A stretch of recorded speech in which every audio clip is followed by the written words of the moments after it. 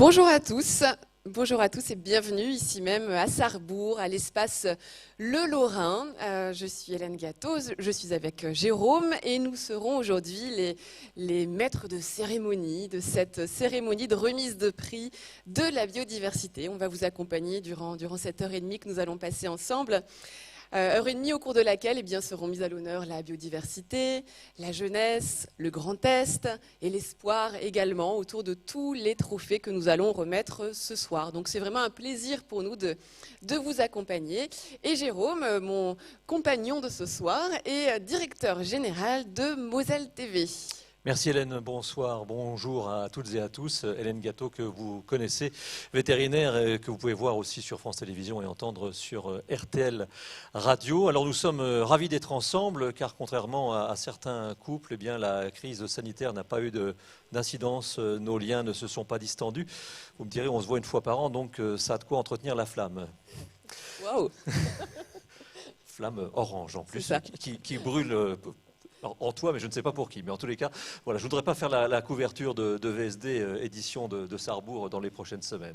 Ça, je ne sais pas si ça va me porter chance. En tous les cas, nous sommes ici pour les trophées de la biodiversité, des trophées qui auraient dû, et je fais le lien avec la pandémie, blague mise à part, qui auraient dû être remis évidemment à l'issue des entretiens de la biodiversité qui se sont déroulés au parc animalier de Sainte-Croix au mois de mai dernier. Mais évidemment, en raison de la pandémie, nous ne pouvions pas nous rassembler, ce qui est chose faite aujourd'hui, et j'espère que vous allez en profiter vraiment, puisque c'est un bonheur de pouvoir se retrouver, d'avoir du contact entre êtres humains. Et ça fait du bien de voir du monde aussi, vrai. Parce que la dernière cérémonie de remise des prix l'an dernier, la jauge était très limitée. Là, vous êtes très nombreux. Merci à tous d'être ici.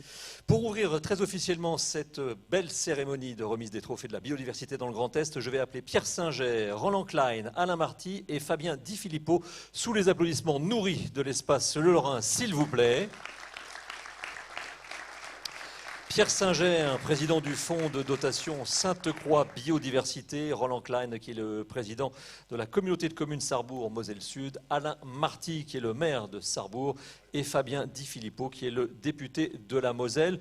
Quand vous êtes sur scène, mesdames, messieurs, c'est un message que nous vous faisons passer pour que ce soit plus agréable pour tout le monde. Vous pourrez bien entendu enlever votre masque et le remettre lorsque vous reprendrez votre place dans la salle. Commençons par vous, par toi, Pierre. On se connaît depuis très longtemps. Alors, je vais me permettre de te tutoyer. Ça me fait un peu comme si j'étais Michel Drucker sur le canapé et lorsque je reçois des personnalités connues.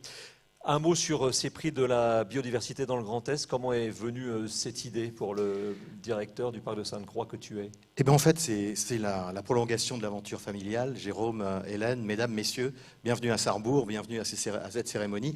L'idée, elle est née il y a 50 ans, en fait, parce que Gérald Singer, il y a 50 ans, il se battait aux côtés de quelques pionniers. Certains sont encore là dans la salle aujourd'hui, pour qu'il y ait un parc naturel régional chez nous, et puis ensuite un parc animalier. L'idée, c'était de se dire, il voulait créer une sorte de jardin d'Éden, un lieu où l'homme et la nature vivraient en harmonie. Mais en fait, à l'époque, on n'avait pas conscience, on avait conscience que c'était un trésor inestimable, la nature, que c'était pas que cette nature africaine, asiatique, l'île de Java qui pouvait être belle, que la nature de proximité pouvait être belle. Ces gens-là, ils voulaient la mettre en valeur, ils voulaient la faire aimer, tout simplement. Mais aujourd'hui, 50 ans plus tard, on s'aperçoit que c'est pas inépuisable en fait. Je vous passerai les mots difficiles sur l'érosion de la biodiversité, sur le dérèglement climatique, pour venir aux choses positives. Les choses positives, c'est aujourd'hui, nous sommes dans cette salle, nous sommes derrière nos écrans à regarder cette cérémonie, nous sommes nombreux à agir ensemble pour la nature. Donc moi je suis obligé en deux mots de dire merci à toutes ces personnes qui se rassemblent. Alors pourquoi nous sommes à Sarrebourg? Nous sommes à Sarrebourg, nous sommes sortis du parc pour faire de Sarrebourg la capitale de la biodiversité, parce que Sarrebourg est un territoire engagé pour la nature, Sarrebourg et la Moselle Sud et l'ensemble des communautés de communes ici, puisque nous avons été le 15 septembre reconnus réserve mondiale de la biosphère. La 15e. La 15e. Et puis il fallait des idées, il fallait encourager, comme c'est dit, encourager, récompenser. Donc on a créé les entretiens de la biodiversité pour parler de ces sujets, et puis on a créé les trophées. Donc c'est une grande joie aujourd'hui d'être rassemblés autour des trophées. Je ne vais pas remercier tout le monde parce qu'on va le faire tout au long de la cérémonie, remercier tous ces gens qui nous accueillent. Merci aussi à la ville de Sarrebourg, à la communauté de communes de nous accueillir aussi bien. Merci à tous ceux qui font, chacun et chacune d'entre vous, qui font la réussite de cet événement. Il faut agir ensemble pour la nature. Mais quand même, je vais faire une petite exception. Je voudrais, une fois n'est pas coutume, on les oublie toujours. Je voudrais remercier toute l'équipe qui est autour de Clément Leroux. Ça fait maintenant depuis 1 an et demi, dans les vents contraires, le Covid, les difficultés, etc., qu'ils organisent ces événements très compliqués avec des dizaines de partenaires. Ils ont fait ça avec un savoir-faire incroyable, un dévouement. Je voudrais les remercier et je voudrais qu'on les applaudisse Voilà, on va les très fort. applaudir, s'il vous plaît. Merci pour eux. Et si tu le permets, Pierre, avant d'entendre le président de la communauté de communes, j'associerai aussi quelqu'un qui a quitté le parc, mais en bon terme, c'est Blanche, puisque pendant de nombreuses années, elle a œuvré aussi pour le parc animalier de Sainte-Croix. Donc nous avons une pensée pour elle. Roland Klein, la prochaine question est pour vous. Vous êtes président de la communauté de communes de Sarrebourg-Moselle-Sud. Et comme l'a dit Pierre, eh bien, vous venez d'être labellisé réserve mondiale de l'UNESCO. J'imagine que c'est une grande fierté. Mais ce n'est pas votre premier engagement, ce n'est pas la première reconnaissance que vous avez ici sur le territoire en termes d'engagement pour l'environnement. Non, pas du tout. Oui, c'est une grande fierté. Mais vous savez, il y a un proverbe qui dit que lorsqu'un homme il rêve tout seul, ce n'est qu'un rêve. Mais lorsque plusieurs hommes rêvent ensemble, ça devient le début d'une réalité. C'est ce qui s'est passé pour l'UNESCO. Pierre était le premier à rêver, il était tout seul, très rapidement on l'a rejoint, et c'est devenu une belle réalité, et nous en sommes fiers. Mais en fait, je conçois cela comme une reconnaissance aussi de notre volonté, et surtout notre capacité à agir pour que la nature qui nous entoure eh bien, nous redevienne un peu plus familière, qu'elle revienne dans notre champ de vision, et dans notre préoccupation. Et effectivement, c'est la préoccupation de la communauté de communes de Sarrebourg-Moselle-Sud depuis une dizaine d'années, ce qui nous a valu plusieurs labels, dont certains européens. Et je me permettrai de citer juste une action en ce moment qui est assez intéressante et de grande ampleur. Eh bien, nous avions répondu en 2019 à un appel à projet qui a été lancé par l'Agence de l'eau, et je salue les représentants de l'Agence de l'eau, par l'Adréal et par la région. Et nous l'avons remporté. C'est un projet qui, je vous dis, est de grande ampleur sur 3 axes. D'abord, apprendre pour mieux connaître notre environnement. Deuxièmement, préserver et restaurer. Troisièmement, sensibiliser le public. Et nous sommes sur les 2 trames, trame verte avec 2 sous-trames, sous-trame forestière, sous-trame prairiale, et puis la trame bleue. Juste un détail sur la trame forestière, par exemple. Et j'imaginais pas que c'était possible. Nous travaillons avec Lorraine, l'association Lorraine, mais surtout avec l'ONF. Et finalement, nous arrivons aujourd'hui à travailler ensemble et à leur faire comprendre la richesse d'une forêt en matière de biodiversité. Et nous avons mené 2 opérations d'envergure. L'une qui s'appelle le LIDAR, c'est une cartographie de 25 000 hectares de forêt par un survol par avion pendant 2 jours, où l'ONF va pouvoir identifier la richesse de ces sols, mais aussi pouvoir identifier et faire la distinction entre une forêt d'avenir, une forêt d'exploitation, et une forêt mature, une forêt ancienne. Et ainsi détecter des îlots de sénescence, c'est-à-dire là où ils vont laisser l'arbre dépérir tout doucement et préserver son habitat au niveau de la biodiversité. Donc c'est essentiel, et aujourd'hui, l'ONF arrive à nous rejoindre dans cette opération. Deuxième opération avec l'ONF, c'est un martéloscope, c'est-à-dire qu'on imagine une coupe en simulation sur 1 hectare, 450 arbres, tous les arbres sont identifiés et valorisés, et on se dit, cet arbre, quelle est sa valeur économique, quelle est sa valeur écologique? Et ça marche. Nous faisons la même chose avec la Chambre et le Conservatoire sur les prairies remarquables en fauche continue. On ne l'arrêtera pas. Non, mais c'est vrai. Et je vous le promets, on ne l'arrêtera pas. Et on fait les mêmes opérations sur les rivières. Je vois Clément s'inquiéter. On va voir beaucoup d'autres, justement. Mais donc, pour vous dire qu'aujourd'hui, ça marche. C'est-à-dire que, et bien entendu, le label nous a sans doute amélioré, nous a renforcé dans cette détermination. Merci beaucoup. Merci Roland Klein. La parole à Alain Marty. Alors dans l'oreillette, ils sont déjà tous en train de s'exciter et à faire un petit peu d'huile dans le car régie en nous disant attention au temps. Alain Marty, je suis désolé, c'est tombé sur vous. En tous les cas, monsieur le maire, merci de nous recevoir chez vous, dans cette très belle ville d'art et d'histoire, avec un parcours Chagall extraordinaire. Et puis cet espace Le Lorrain qui ne date pas d'hier, qui est une très belle bâtisse, 1912, dans un style Art Nouveau. Donc, nous sommes chez vous et comme le disait Pierre Singer, nous sommes heureux de sortir du parc pour partager un peu la biodiversité au-delà, évidemment, des clôtures, même si elles ne sont pas très épaisses, du parc animalier de Sainte-Croix. Mais la ville de Sarrebourg est heureuse de vous accueillir. Donc je ne vais pas forcément vous parler de ce bâtiment, il est de style germanique. Il correspond à notre histoire puisque pendant toute la période de l'annexion, on a une forte empreinte de la partie allemande. Et donc ce bâtiment est un exemple. Au-delà de cet exemple, ce qu'il faut savoir, c'est que Sarrebourg est une ville qui a 2000 ans d'histoire. C'est pas banal, parce que ce n'est pas toutes les villes. 2000 ans d'histoire. Nous n'avons pas la chance d'avoir un château des Rohan ou le château de Stanislas, qu'ont nos voisins. Nous avons, nous, la chance d'avoir juste le cœur de l'ancien couvent des Bénédictins. Et dans cet espace, nous retrouvons le vitrail de Marc Chagall, qui a été, à l'époque, son installation a été favorisée par M. Pierre Messmer. Et c'est un vitrail extraordinaire. Et sans doute, non seulement il y a la partie beauté de Chagall, mais il y a aussi la spiritualité que contient ce vitrail. Et dans cette spiritualité, je vais faire le lien avec ce qui nous réunit aujourd'hui. Vous avez la prophétie d'Ésaïe, avec l'enfant et le serpent qui se retrouvent ensemble, avec le loup et l'agneau qui se retrouvent ensemble. Ça montre qu'il y avait une volonté d'avoir une place de l'homme et de la nature qui soit tout à fait harmonieuse. Et on retrouve cela chez Marc Chagall. Et c'est un petit peu ce qui vient m'inspirer aujourd'hui. D'ailleurs, la photo qui était présentée tout à l'heure me présentait devant la tapisserie de Marc Chagall. Donc c'est ce message, déjà empreint de spiritualité de Marc Chagall, qui va nous guider aujourd'hui. Et je vous souhaite vraiment ici à Sarrebourg de beaux trophées. Merci beaucoup. Merci.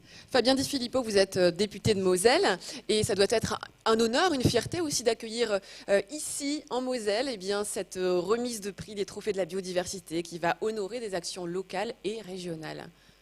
Oui, bonjour à toutes, bonjour à tous. Je crois qu'on n'aurait pas pu choisir un meilleur endroit que celui-ci pour cette belle occasion. Je crois que vous l'avez vu, on a des élus, des entreprises, des acteurs associatifs, des équipes des services de l'État qui vraiment s'engagent pour cette cause-là. Alors aujourd'hui, elle est de plus en plus mise en lumière par rapport aux enjeux qu'on affronte, mais depuis déjà plusieurs décennies. Et ça, c'est vraiment à souligner, c'est quelque chose qui imprègne notre culture. Alors quand on est le député de la plus belle circonscription de France, le sud et le centre mosellan, ça va du Piémont des Vosges au pays des étangs en passant par les belles prairies du Saulnois et du centre mosellan, on est forcément marqué par ça. Mais ici, on n'a pas vraiment de grands principes en matière d'écologie. Vous l'avez vu, comme Roland l'a dit, on attache vraiment de l'importance aux réalisations concrètes. Alors je tiens à féliciter tous ceux qui ont œuvré et qui vont recevoir un prix pour leur belle réalisation en matière environnementale.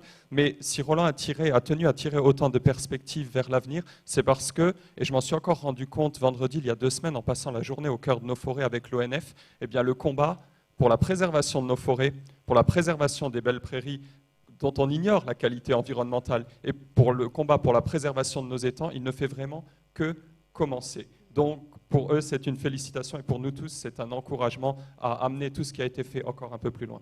Merci, monsieur le député. Merci, messieurs. Merci, pour messieurs. Ces discours d'introduction, voilà, pour ces quelques mots d'introduction. Reprendre place dans la salle avant que nous ne passions véritablement à la première remise des trophées. Mais avant cela, je crois qu'on attend la venue de Alex et Margie. C'est ça, Alex et Margie qui vont venir nous rejoindre très rapidement. Alex et Margie, vous êtes là? Voilà, ça bouchonne sur voilà, Sarrebourg. Voilà, les voilà.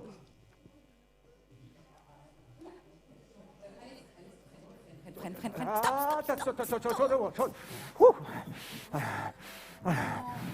Voilà, je pars ici, là, voilà.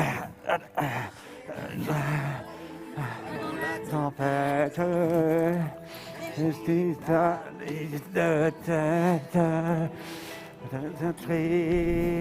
voyager. Voilà, ici, là.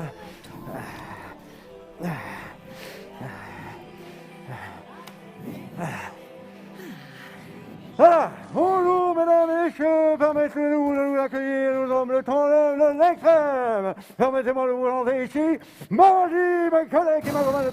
Alex, Quoi? faut que tu retires ton masque. Regarde leur tête, ils ont rien compris. T'avais pas compris? Bah non. Ah, ok. C'est vrai que c'est quand même beaucoup mieux comme ça.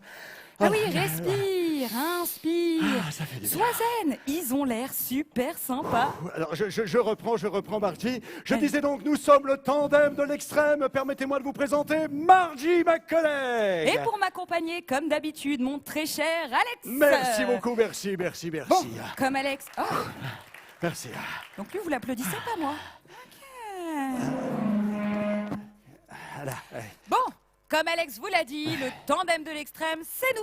Et c'est aussi le nom qu'on a donné à notre éco-voyage en tandem. Ouais. Imaginez un petit peu, on a voyagé à 2 durant 3 ans pour le meilleur. Et le pire, car le pire est bien là. Le pire est revenu. Oh, attention. On le croyait éclaté, mort, mais non, il est revenu en force et en pire. Oui, car le pire contre-attaque. Mais nous deux, tels deux Jedi, deux rebelles, nous ripostons avec nos moyens pacifiques. Car nous sommes le tandem de... L'extrême, le tandem de l'extrême, vous Ouais, avez compris. le tandem de l'extrême, voilà. Bref, alors regardez. Nous avons fait, avec ce tandem, un voyage partout sur la planète. Nous sommes allés sur tous les continents, 32 000 kilomètres à vélo, et à deux. Hein. Et notre but était de sensibiliser les jeunes générations à l'écologie. Et aujourd'hui, eh bien, nous sommes ici devant vous, dans ce magnifique lieu, l'espace Lorrain, à Sarrebourg. Merci Eh oui, à vous. un lieu d'exception pour accueillir notre magnifique conférence, 35 pages recto verso, 2 heures avec Alex et Margie. Vous êtes tous ravis, hein, ça va être Margie, non, pas 2 heures. On n'a que 4 minutes parce qu'il y a plein d'autres choses encore. 4 minutes, 4 minutes. Ah, il faut y aller. Là. pardon, Voilà, 4 minutes. Notre vie sur Terre n'est pas une utopie, Voilà. elle est un cadeau. Ouais. Et nous nous battons avec nos moyens pour faire entendre les voix de la nature. Ah, les magnifiques voix de la nature. Voilà d'ailleurs pourquoi nous avons utilisé le vélo, pour être au plus proche des 4 éléments qui nous permettent de vivre. On a ici l'élément air, L'élément eau l'élément feu, et l'élémentaire. élémentaire. Ma chère Margie, le sujet de la conférence, élémentaire, c'est à toi. Partout où nous sommes passés, notre constat a été le même à chaque fois. Oui, une surexploitation des ressources terrestres. Partout sur la planète, l'homme use et abuse de la terre. Et d'un point de vue cyclotouristique, des infrastructures peu adaptées au vélo. Or, nous n'héritons pas de la terre de nos parents, mais nous l'empruntons à nos enfants. Comme le disait Saint-Exupéry. Oui, dans Anna et le roi. Non, Quoi non? Saint-Exupéry, c'est le petit prince, Alex. Ah, Oui, le petit prince. Le prince deviendra roi, voilà. Et ça suffit la mauvaise foi. Non, le petit prince, Saint-Exupéry, il te faut un renard, une planète, une rose, Margie, tout ça, tous ensemble. on avait dit 4 minutes. Allez, on y va, là, C'est fini. Oui, mais on y va. On est Il déjà faut tout ranger. Voilà, Non, voilà. Alors, pour celles et ceux qui veulent en savoir plus sur cette conférence du tandem de l'extrême, nous vous donnons rendez-vous demain. On va partir avec notre tandem dans un autre magnifique lieu de ce territoire, au parc animalier de Sainte-Croix, pour 2 autres conférences. Et bien sûr, maintenant, pour ceux qui se sentent un peu coincés actuellement, simplement notre devise, lâchez les freins, il faut que ça roule. Allez, Oui, bah, on a y va. compris, Alex, Il faut faut que y ça aller roule. Merci. maintenant. Merci beaucoup. Il faut que ça roule. Allons-y. Voilà. Merci Alex et Margie. Je suis pas sûre qu'ils s'entendent si bien que ça en fait. Hein. Leur tandem de l'extrême, ils ont passé trop de temps ensemble peut-être. Salut, à tout à l'heure. Alors on va pouvoir passer... Ou pas. Cher Jérôme, nous allons pouvoir passer à la cérémonie des prix à proprement parler avec la première catégorie. Vous allez voir, plusieurs catégories vont se succéder. Le principe sera toujours à peu près le même, c'est-à-dire nous aurons d'abord les remettants qui nous rejoindront sur scène et les lauréats. Cette première catégorie de prix, il s'agit des initiatives citoyennes pour l'environnement 2021 remis par la région Grand Est. Alors il faut savoir que courant printemps, les citoyens de la région Grand Est ont été appelés à voter, à élire leur projet préféré sur la plateforme marégiondemain.fr et de ce vote sont sortis 4 lauréats que nous allons découvrir ensemble. Effectivement, nous allons découvrir 4 lauréats successivement et j'invite Catherine Belriti, conseillère régionale et sénatrice de la Moselle, à venir me rejoindre pour le premier d'entre eux. La région a souhaité mettre l'accent sur la mobilisation de tous les acteurs en favorisant l'engagement des citoyens et donc en créant cet appel aux initiatives citoyennes pour l'environnement. C'est bien cela. Bonjour. Oui, bonjour. Bonjour à tous. Qu'est-ce qui a guidé la région dans ce choix de lancer cet appel aux citoyens, aux initiatives pardon. Alors, notre président, Jean Rotner, veut une région fondée sur des notions telles que la qualité de la vie et soutenir tout ce qui est vivant. Eh bien, ça nous engage tous. Et justement, le fait de tous nous engager, nous avons voulu mettre en avant par cette initiative citoyenne, le fait de projets qui vont permettre justement d'amener quelque chose à notre biodiversité. Voilà. Alors, au niveau de la région, ça entre dans le cadre de la stratégie régionale de la biodiversité. Nous voulons embarquer, nous voulons amener des citoyens à s'engager et tous ceux qui ont des projets doivent être raccrochés. Ça signifie que ça a eu un vif succès étant donné que depuis 2020, 220 projets ont été soutenus et aujourd'hui, eh bien, la dernière session a retenu une trentaine de dossiers, de projets concernant la biodiversité. Voilà. Et nos citoyens du Grand Est ont voté effectivement au printemps et ça nous a permis de déterminer les 4 lauréats que nous accueillons aujourd'hui et que nous allons féliciter aujourd'hui. Le premier d'entre eux, c'est Coin de Paradis. Alors je vais demander à Coin de Paradis, sous vos applaudissements, de venir me rejoindre sur la scène. Coin de Paradis, bonjour. Alors, il y a un petit trajet quand même avant de venir jusque sur la scène. Voilà, nous allons vous donner un micro, regardez, avec le sourire. Bonjour. Bonjour.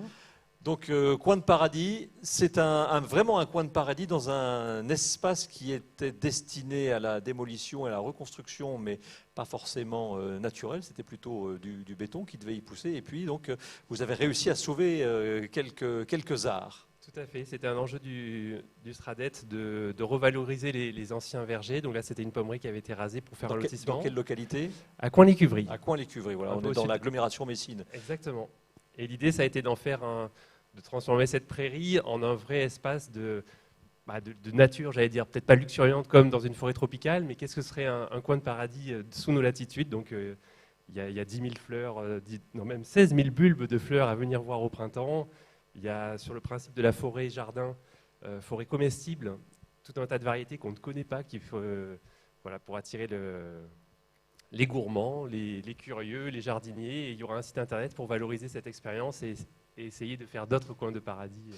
On vous le souhaite. Catherine Melriti, Madame la Sénatrice, je vais vous laisser remettre le trophée avec les photographes qui peuvent venir se positionner au premier rang si vous le souhaitez. Voilà, regardez les photographes pour faire une vraie belle photo. Merci beaucoup. C'était le premier trophée. Vos applaudissements pour Coin de Paradis avec les initiatives citoyennes pour l'environnement de la région Grand Est. Merci beaucoup. Pour le deuxième lauréat, eh bien, j'appelle Philippe Gottgeber, chef de service à l'agence de l'eau Rhin-Meuse, à nous rejoindre sur la scène pour pouvoir découvrir quel sera le second lauréat. Bonjour Philippe. Une première petite question à vous. Quelle est la place de la citoyenneté dans l'action de l'agence de l'eau? Quelle est-elle? Elle est historique et centrale. Et notre objectif, c'est de faire en sorte que l'ensemble des priorités d'intervention sur les milieux et la biodiversité ne soient pas uniquement portées par quelques passionnés, comme on vient de le voir, mais par le plus grand public. Et donc pour tout ça, il faut les sensibiliser, des plus âgés, mais surtout en visant les jeunes générations. Et c'est dans ce sens-là que la semaine dernière, lors de notre commission des aides, nous avons doublé le budget que nous allons consacrer sur ces 3 prochaines années dans le cadre d'un appel à projet à mettre en place au niveau des associations qui réalisent ce genre de sensibilisation pour que ça prenne une dimension encore plus large possible. Alors nous allons découvrir le deuxième lauréat. Il s'agit de Gîtes Découverte Alsace qui est situé à Kuhlendorf et que nous allons demander nous allons leur demander de nous rejoindre sur scène. C'est bien quoi? Mon accent, c'est ça? Tout à fait. C'est mon accent, c'est ça. Et qui représente très bien une initiative citoyenne en faveur de l'environnement. Alors, ce gîte découverte, c'est un site bucolique de 32 hectares qui comprend un potager, un verger et qui, madame et monsieur, vous êtes extrêmement soucieux des enjeux écologiques actuels et vous souhaitez, au sein de votre gîte, d'essayer de sensibiliser au maximum à l'environnement. Mais qu'est-ce qui vous a donné l'idée en fait de démarrer ce projet-là avec ce positionnement-là? Oui, tout d'abord bonsoir. Enfin l'idée on l'avait déjà germé un peu avant. Et puis c'est vrai que quand on a lu effectivement ce projet, ça donnait un coup de boost. En fait, notre objectif, c'était surtout de sensibiliser les personnes qui venaient chez nous au gîte. Et comme on est organisateur aussi du salon Naturez-vous, le salon du mieux vivre au naturel, donc ça nous a donné l'idée de recréer tous les espaces qu'on était en train de découvrir chez nous pour faire quelque part un jardin découverte. Merci beaucoup Philippe, je vous laisse remettre le trophée à nos deuxièmes lauréats. Et puis n'hésitez pas à vous avancer un petit peu pour faire la photo aussi. Vous pouvez vous avancer un petit peu. Avancez-vous pour faire la photo. Voilà, avancez-vous un petit peu devant. Tous les trois pour faire la photo avec Monsieur Goetgeber. Restez, voilà, avancez-vous un petit peu pour faire la photo. À chaque fois, ce même petit même principe. On se met ensemble, on fait la photo. Et moi, ce que j'aime bien, c'est quand une idée germe, surtout pour la biodiversité, j'aime beaucoup. Bravo en tous les cas pour ce trophée. Le troisième trophée sera remis dans quelques instants par une autre représentante d'une autre agence de l'eau, c'est celle de Seine-Normandie. Je vais demander à Anne-Louise Guillemin de venir nous rejoindre sur scène pour évoquer aussi l'éco-citoyenneté à travers évidemment l'agence de l'eau Seine-Normandie et Anne-Louise Guillemin qu'on accueille chaleureusement. Clap, clap, clap. Bonjour. Bonjour. Dites-nous comment cette éco-citoyenneté se retrouve dans les actions de l'agence. Alors pour compléter les propos de Philippe Goetgeber juste avant, on a une autre facette un peu plus cachée de l'éco-citoyenneté, c'est au sein de nos instances, puisque on parle souvent du comité de bassin comme le Parlement de l'eau, mais en fait les associations, elles ont vraiment toute leur place et elles sont des membres actifs et importants de ce comité de bassin. Et le comité de bassin, il décide nos orientations, il décide nos dispositions d'aide, mais aussi il décide concrètement, tous les jours, en fait, via notre commission des aides, quelles sont les aides que l'agence de l'eau va accorder pour l'eau, pour la biodiversité. Donc c'est vraiment une place au cœur de notre dispositif. Les associations, elles sont vraiment là pour favoriser l'émergence des projets aussi au sein de l'accompagnement de l'agence. Nous allons découvrir ensemble, Anne-Louise Guillemin, si vous le voulez bien, les lauréats, ceux qui ont été retenus pour leur initiative. Et nous allons à Brin-sur-Seille, en Meurthe-et-Moselle, avec la création d'un verger partagé pédagogique. Si les représentants de Brin sont là, ils sont les bienvenus. Création donc d'un verger partagé pédagogique au cœur du village, un village de 600 habitants. Et ce verger est composé d'arbres fruitiers, de haies fruitières, de vignes et de jachères fleuries. On les accueille chaleureusement. Bravo. Bonjour. Un grand merci déjà. Vous avez un pull marinière. Il y a la mer à Brin ou pas? La Seille. Ah, c'est déjà ça. Des fois, elle est large. Alors, ce projet, plus sérieusement, ce verger, où en est-il? Donc, en fait, il y avait au milieu du village un lotissement avec une parcelle de 3000 m² qui était laissée un peu à l'abandon, mais à l'origine qui était prévue pour un espace vert. Et avec différents habitants, on s'est réunis, on a fait une association pour planter un verger, notamment avec des arbres de la région, par exemple de la couette des tricours ou des espèces anciennes. Et puis grâce par exemple à l'association des croqueurs de pommes, on a fait aussi, on a commencé à faire des petites formations pour faire de la greffe, justement pour pouvoir récupérer des essences anciennes ou des fruits dans les vergers de nos grands-parents. Et voilà quoi, donc... Ah oui, on a planté 54 arbres sur le verger. On en a aussi planté près de l'école.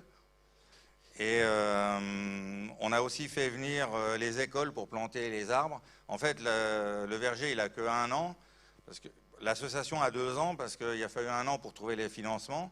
Donc on remercie la région qui est notre principal partenaire.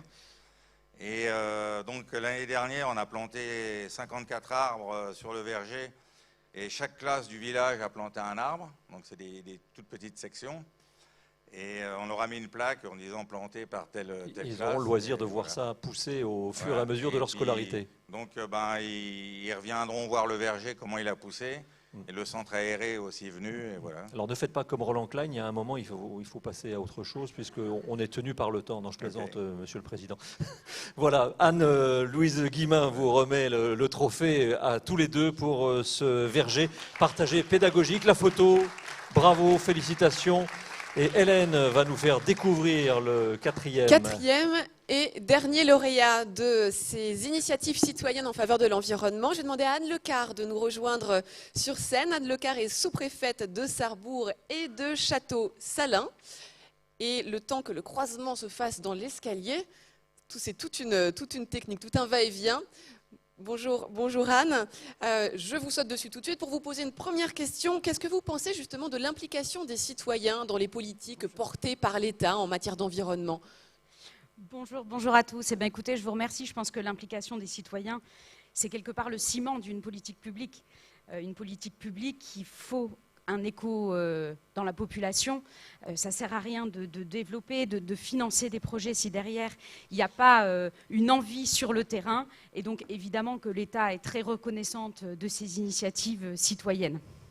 Alors nous allons appeler le dernier lauréat. Donc il s'agit du verger conservatoire de Lanneuville en Saulnois. J'ai bien dit ou pas? Lanneuville, oui, Lanneuville en Saulnois. Bravo, bravo. Alors on a parlé des croqueurs de pommes, oui. Ça on nous a donne parlé faim, des vergers, tout ça. voilà, ça nous donne faim, Ça on a nous envie donne de faim, croquer oui. des pommes. Et en plus, c'est l'heure du goûter, moi une petite tarte au quetch me ferait grand bien. Parce que là on parle de pommes et également de prunes. Oui. Et donc l'idée de ce verger, eh bien, c'est encore une fois eh bien, de favoriser la plantation d'essences anciennes dans ce verger. Alors quel est l'objectif justement? Pourquoi c'est important de conserver des essences anciennes pour les arbres fruitiers?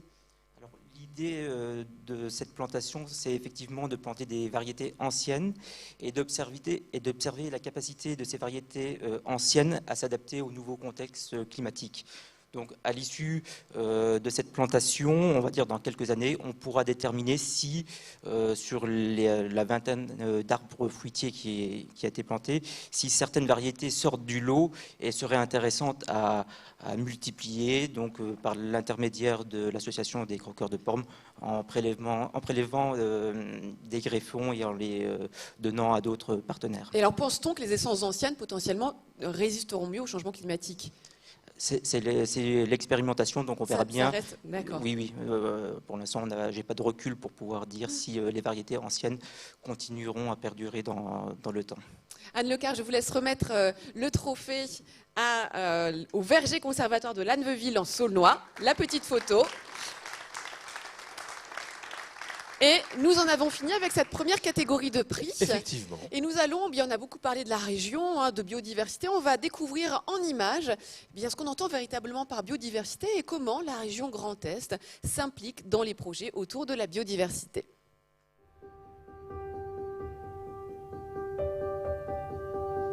Le Grand Est dispose d'un patrimoine naturel exceptionnel et riche en biodiversité. 6 parcs naturels régionaux, 27 réserves naturelles et 4 grands lacs. Et un tiers de son territoire est occupé par la forêt.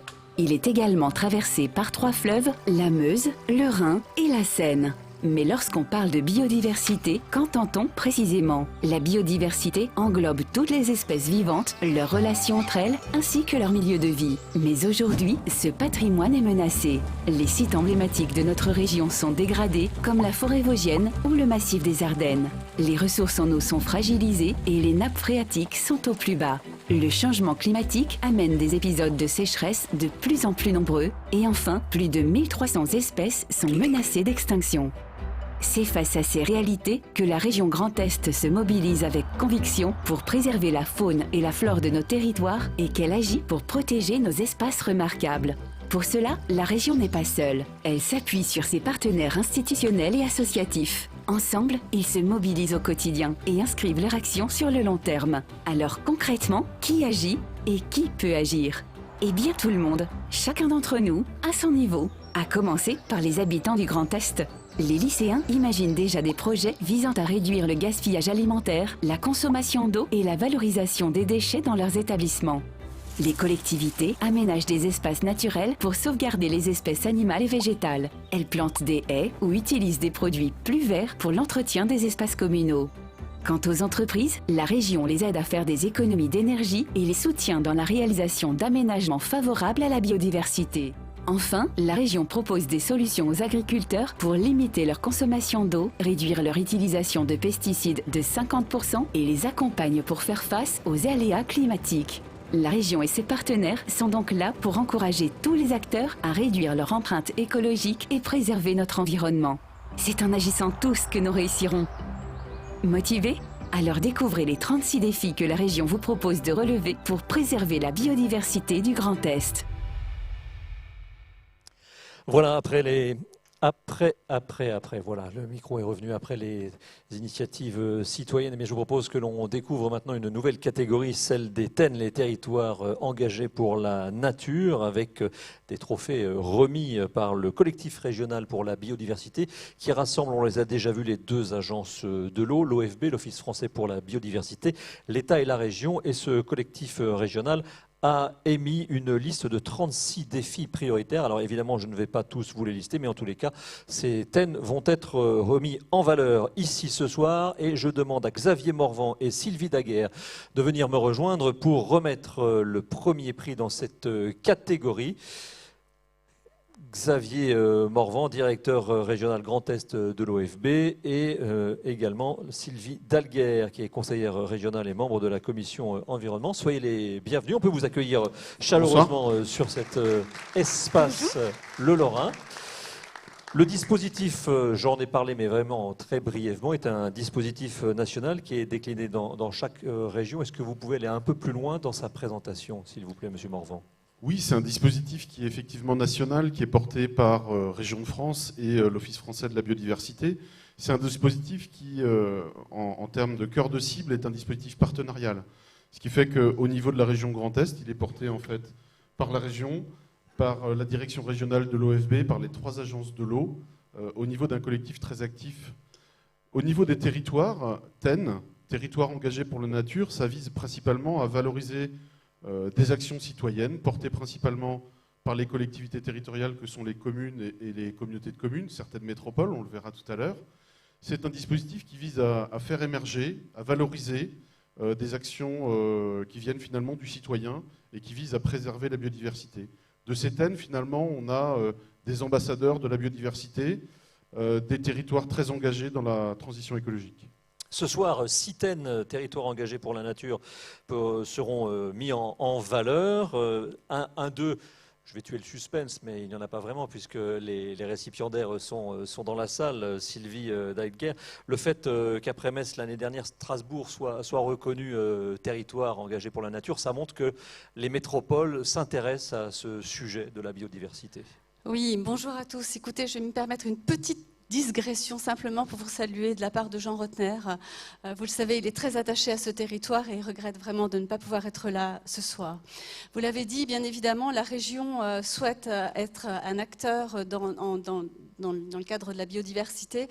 Et c'est vrai que c'est bon de voir des métropoles se mobiliser, mais je crois que c'est important aussi de dire que les territoires engagés pour la nature, ce sont toutes sortes de collectivités. Je crois que ce soir, aujourd'hui, nous avons une commune de 200 habitants. Voilà, il y a chez nous une sorte de mantra qui est de dire que nous pensons au global, mais nous agissons au local. Et je crois que la région, en tant que chef de file, ça a été rappelé dans le film, nous sommes très actifs, que ce soit au travers de notre jeunesse, puisque je rappelle que le Conseil régional des jeunes a aussi proposé des actions pour la biodiversité, mais aussi en termes économiques. Je rappelle qu'il y a 200 entreprises qui se mobilisent aussi pour, en termes d'industrie, aussi travailler sur la biodiversité, la renaturation de leurs espaces. Et comme vous l'avez rappelé, donc ces communes qui, chacune à leur manière, permettent de faire en sorte que non seulement nous soyons visibles, mais aussi, je le crois, ce qui est très important, audibles de la part de nos concitoyens pour faire gagner cette biodiversité. Merci Sylvie Daguerre et Xavier Morvan. Je propose que vous accueilliez dans quelques instants Michel Leclerc de l'Eurométropole de Strasbourg, que l'on peut accueillir très chaleureusement. Bravo. Puisque c'est l'Eurométropole de Strasbourg qui, ce soir, récupère son premier trophée dans cette catégorie des territoires engagés pour la nature. 33 communes, 1,5 million d'habitants, de nombreux projets pour la biodiversité.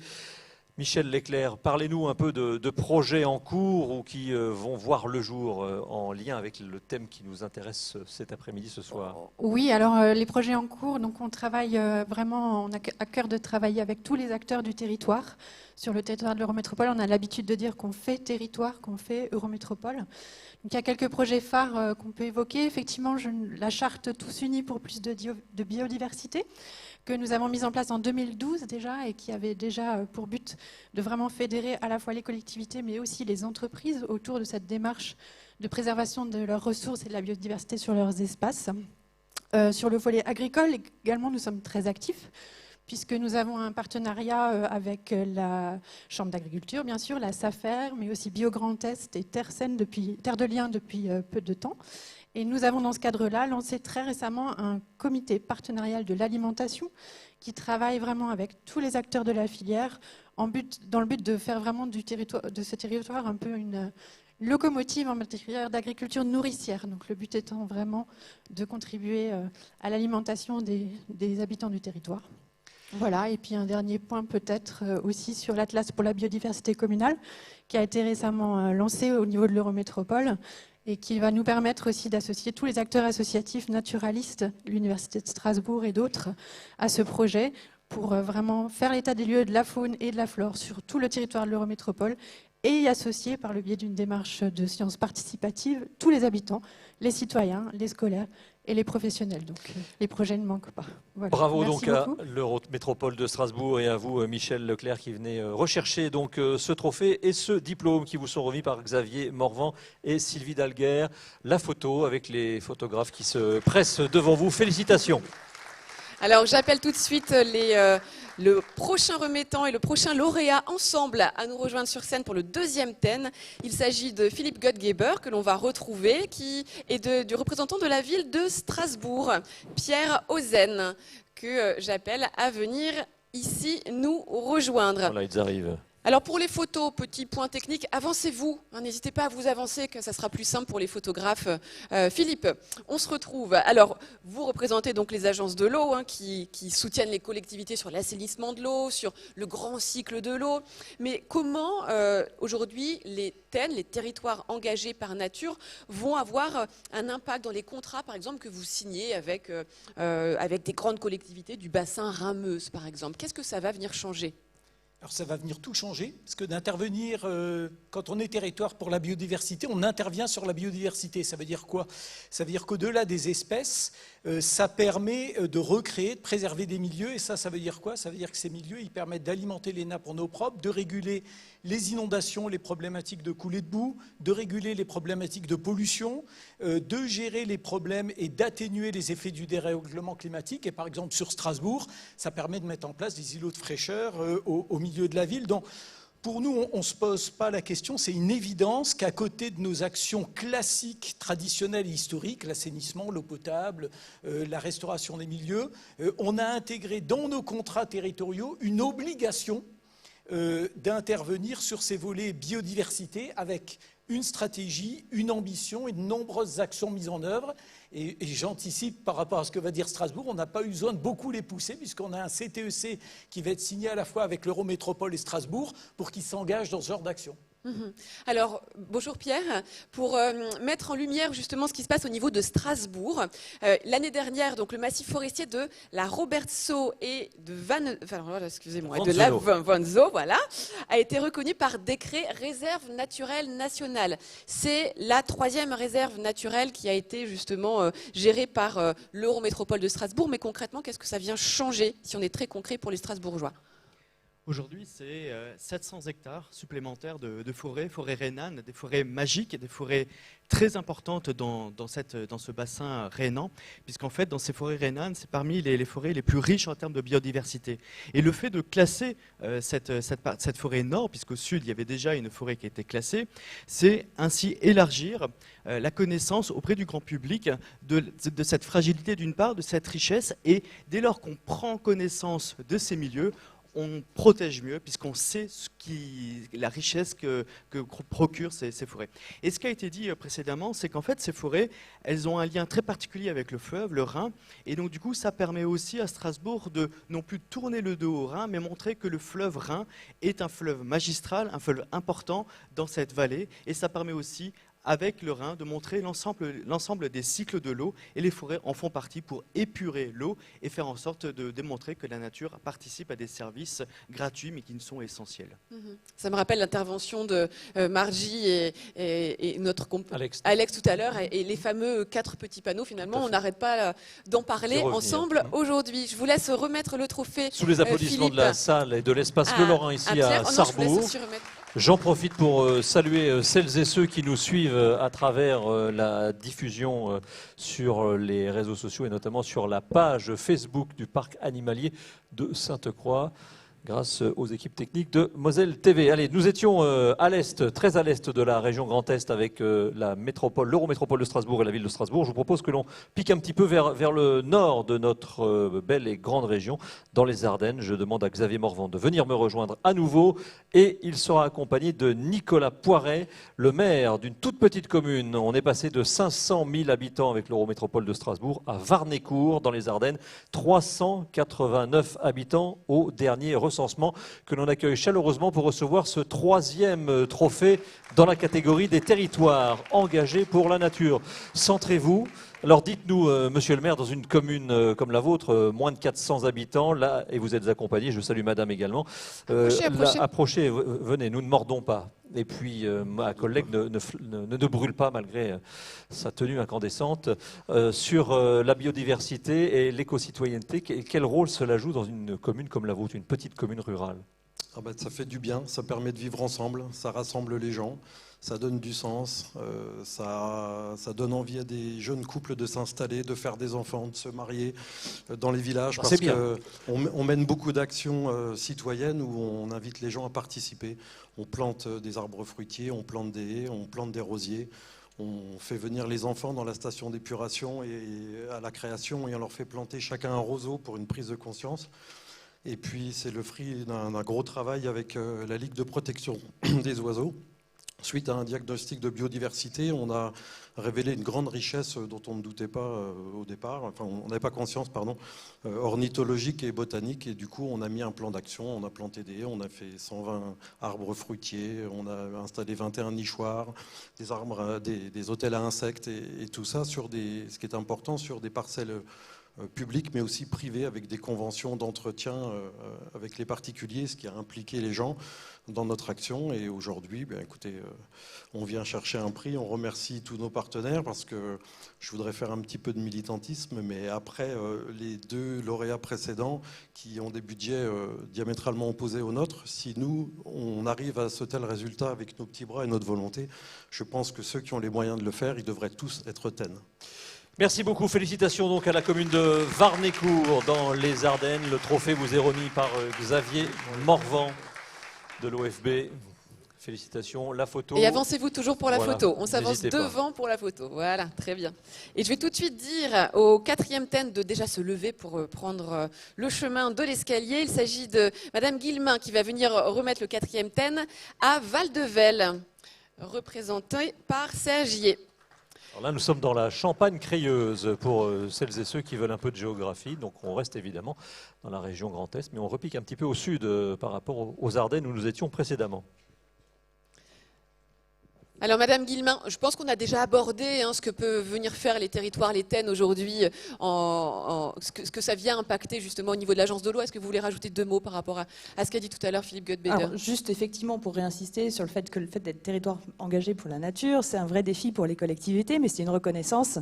Et c'est vraiment aussi la complémentarité biodiversité, protection de l'eau qui est vraiment au cœur aussi de ces territoires engagés pour la nature.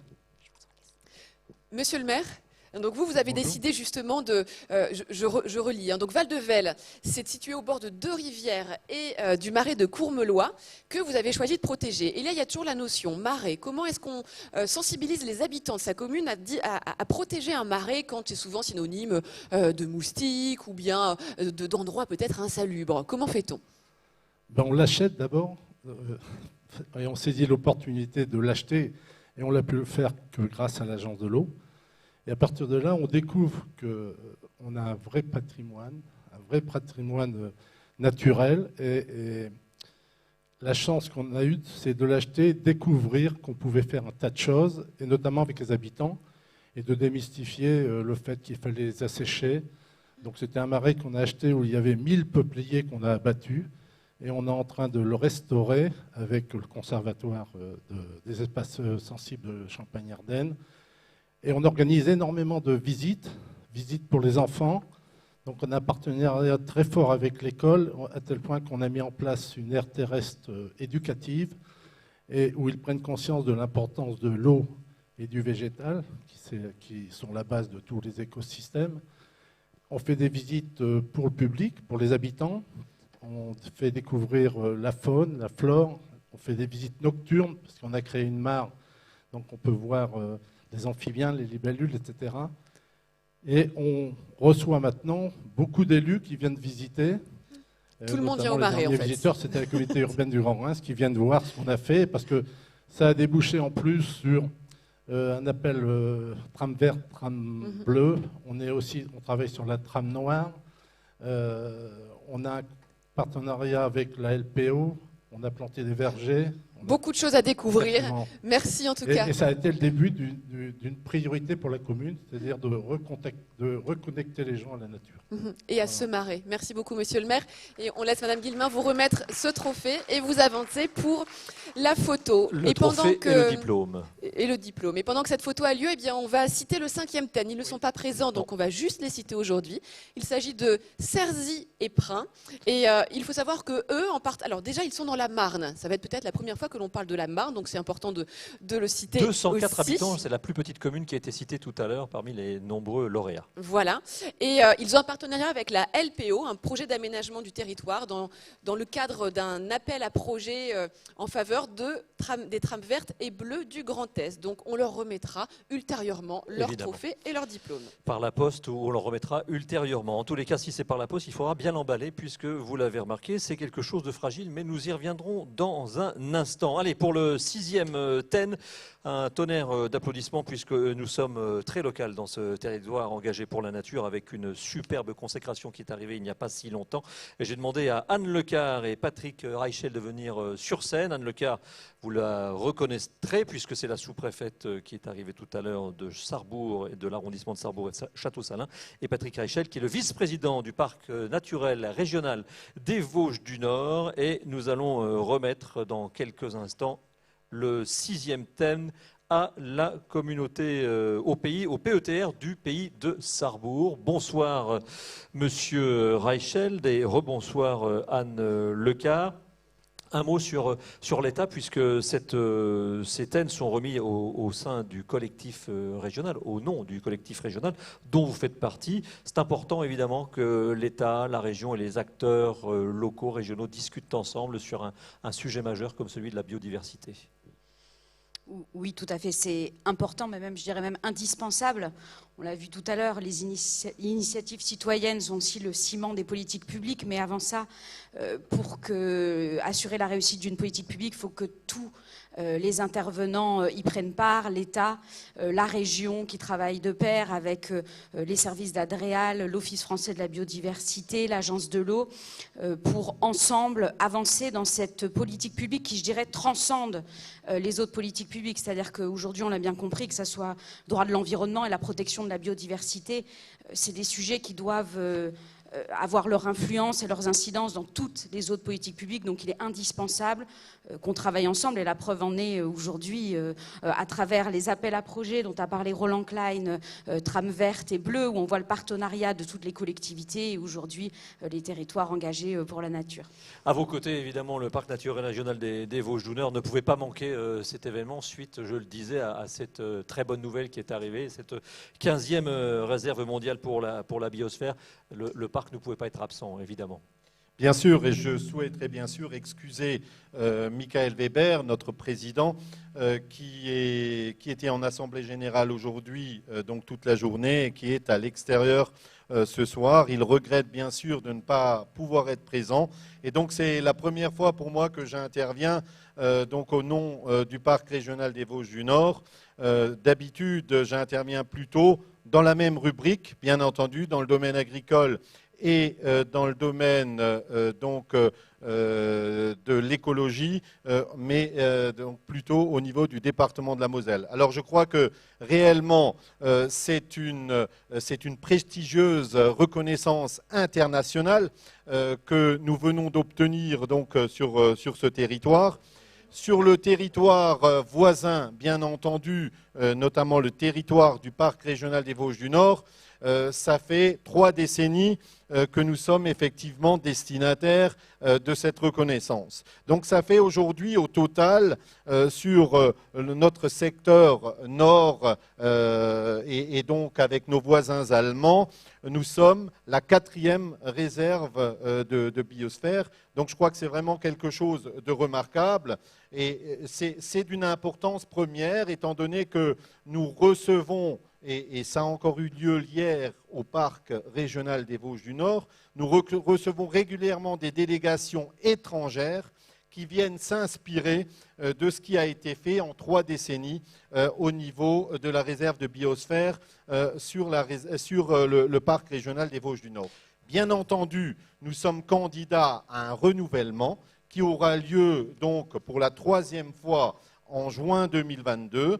Notre candidature est bien sûr déposée et nous espérons arriver effectivement à un renouvellement de ce label. Nous vous le souhaitons évidemment. Alors ceux qui en parlent le mieux, ce sont évidemment les principaux intéressés. Je vais demander à Camille Ziger et Emmanuel Furteau de venir nous rejoindre sous un tonnerre d'applaudissements, puisque évidemment dans ce 6e et dernier territoire engagé par la nature, il est question de cette reconnaissance par l'UNESCO. La Moselle Sud est reconnue réserve de biosphère mondiale. Camille Ziger est le président du pôle équilibre territorial et rural du pays de Sarrebourg et Emmanuel Furteau est son chef de projet dédié à la biosphère. En 2 mots, nous n'allons pas parler de ce qui s'est passé, c'est très bien, nous vous félicitons, c'est parfait. Tournons-nous vers l'avenir, Monsieur le Président. Quels sont les projets? Et maintenant?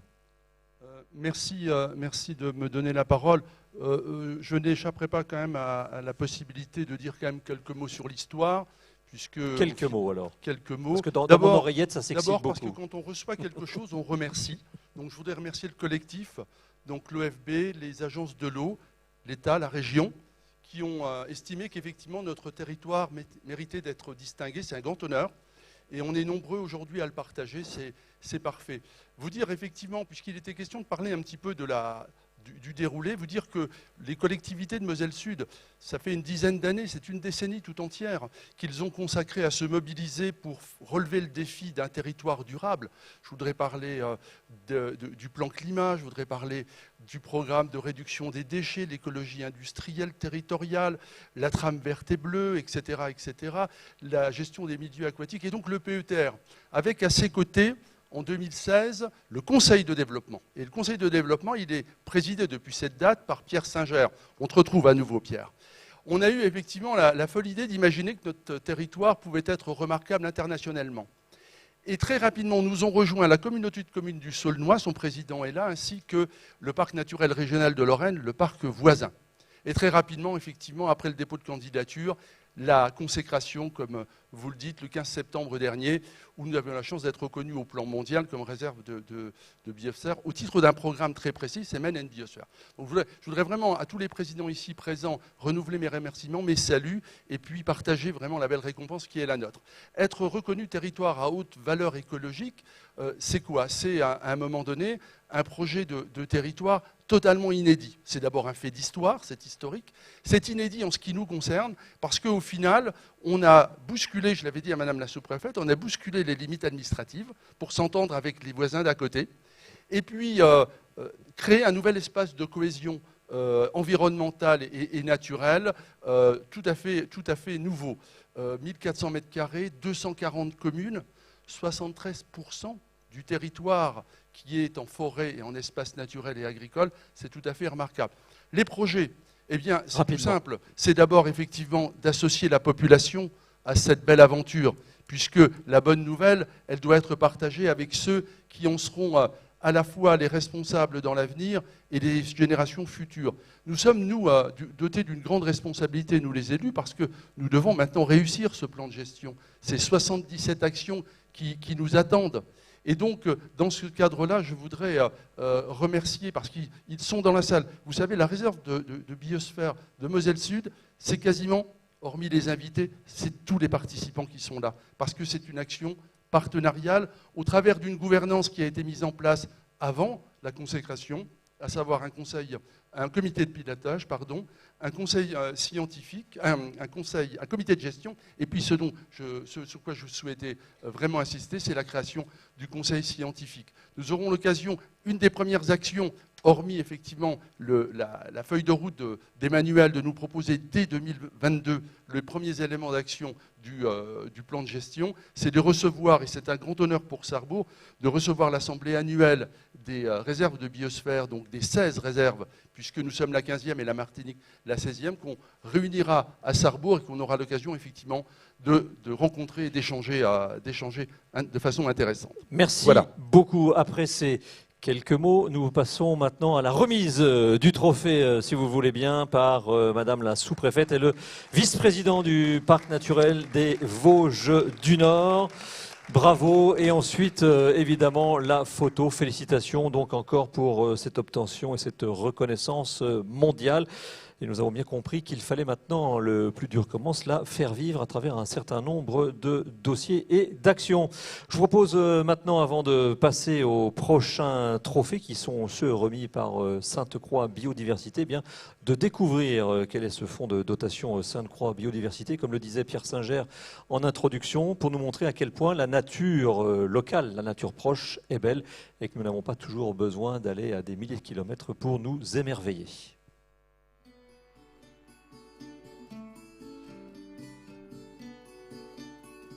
Sainte-Croix Biodiversité est née fin 2016 pour prendre le relais aussi au niveau du travail que faisait l'association avant par rapport à la récolte de fonds pour soutenir les associations de protection de la nature. Et donc en fait, ça a permis de prendre le relais sur cette récolte et de créer du coup le parrainage, de mettre en place ce système de dons pour les particuliers, le système de mécénat aussi, et du coup cette relation aux associations pour faire en sorte que le parc, dans ses actions pour la conservation, continue à faire encore plus que ce qu'il ne faisait déjà. Sainte-Croix Biodiversité a pu mener comme projet, notamment depuis 2017 et même avant avec l'association, de soutenir les associations de protection de la nature. Par exemple, l'année dernière, on a pu soutenir 18 associations, dont une grosse moitié des associations régionales, donc des associations qui ont un impact local. Et notamment, l'année dernière, on a pu soutenir le Conservatoire d'espaces naturels sur un projet de réintroduction d'écrevisses des torrents et plus particulièrement plutôt sur l'effacement d'un étang qui a permis ensuite la réintroduction de ces écrevisses. On a pu aussi soutenir d'autres associations comme le Red Panda Network qui protège les pandas roux et qui a permis cette année de financer le salaire complet d'un gardien de forêt qui protège la forêt là-bas et qui donc protège les pandas roux. Et après, sur le parc, par exemple, c'est justement la stabilisation et le développement d'un stand de sensibilisation à travers une ancienne étable qui était avant utilisée pour les aurochs sur le sentier Nouveau Monde et qui maintenant, en fait, nous sert de base pour faire un endroit lié à la conservation et parler des associations, parler des projets. Après, c'est aussi participer à des programmes de réintroduction. Donc par exemple, l'année dernière, on a 2 femelles bisons d'Europe qui sont reparties en Azerbaïdjan en relation avec le WWF de là-bas. Et puis on a différents projets comme la réintroduction de 2 jeunes chouettes de l'Oural qui sont nées cette année, qui vont partir en Allemagne. Ou alors par exemple l'arrivée des cistules d'Europe au parc animalier de Sainte-Croix.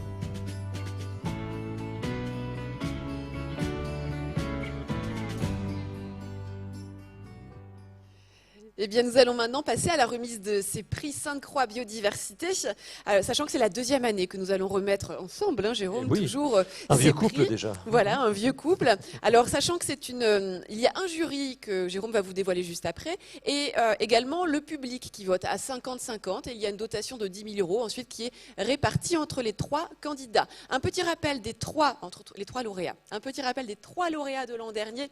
On avait dans la catégorie lauréat agriculture et biodiversité, nous avions l'association pour le développement de l'apiculture du Grand Est, dans les zones justement agricoles, comment avoir une meilleure coopération entre agriculteurs et apiculteurs. Dans la catégorie lauréat initiative collective, nous avions Lorraine Nature Environnement, qui avait pour objectif de renaturer une ancienne carrière vosgienne et puis de créer un nouveau réseau de mares. Et ensuite dans la catégorie jeunesse et biodiversité, c'était l'association Graines d'école qui mettait en place un jardin pédagogique pédagogique au cœur de la ville. Ça, Hélène. c'était pour l'an dernier. Voilà, Hélène, pour cette année, donc un certain nombre de dossiers, très nombreux, et le jury en a sélectionné 9. Autrement dit, 3 par catégorie. Et ensuite, eh bien, le vote du public et celui du jury a fait en sorte qu'il n'y en ait plus qu'un par catégorie que nous allons découvrir dans quelques instants. Mais d'abord, laissez-moi vous présenter le jury avec Dominique Hennequin, réalisateur, naturaliste et producteur que j'ai vu ici, que je salue. Jean-François Sylvain, ancien président de la Fondation pour la recherche pour la biodiversité. Patrice Costa, que j'ai vu aussi ici et que je salue. Grand reporter, naturaliste, vice-président de l'Institut européen d'écologie. Galit Kenan, que l'on découvrira dans quelques instants, qui montera sur scène, directrice du Jane Goodall Institute France. Yves Pacalet, philosophe et naturaliste. Véronique Carpentier, directrice adjointe Grand Est de l'OFB. Élodie Montchâtre-Leroy, directrice du laboratoire de la rage et de la faune sauvage de Nancy. Et vous excuserez l'absence de Catherine Sibien, la directrice de Man and Biosphère France. La parité a été respectée. Effectivement. Voilà. Alors nous allons remettre le premier prix qui correspond à la catégorie initiative collective. Et pour ce premier prix, eh bien, il revient à Mimi Pissenlit. Ah ben voilà. Attends, Jacques, oh, c'est pas vrai. Elle a l'air contente, Mimi Pissenlit.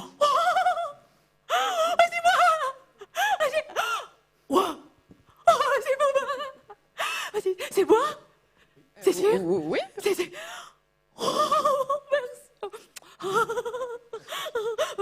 Ah non, pas toi. Non. Tiens. J'adore vos bottes.